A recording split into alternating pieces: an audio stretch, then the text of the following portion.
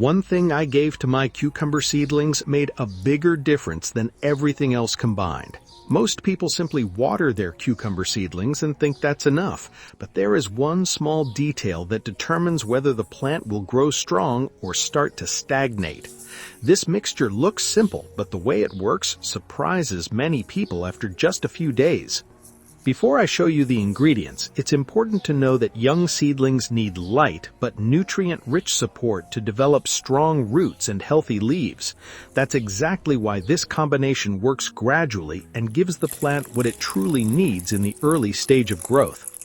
Add about 400 milliliters of hot water into a container. It's important that the water is hot so the ingredients can break down more easily. Then add 2 tablespoons of dandelion.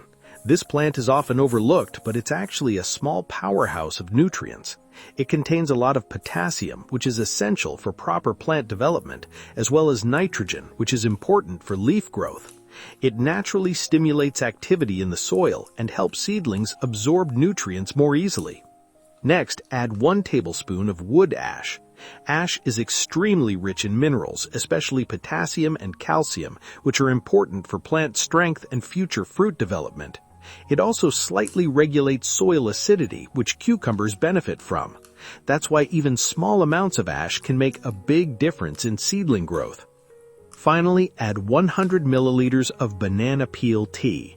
Banana peel is known for its high potassium content, but it also contains phosphorus, which supports root development. This combination gives young plants extra energy and helps them build a strong structure right from the start.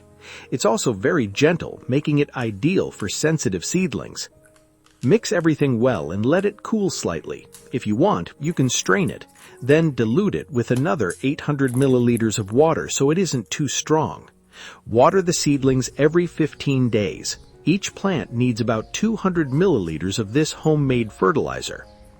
Write in the comments if you've ever tried these ingredients and what results you had.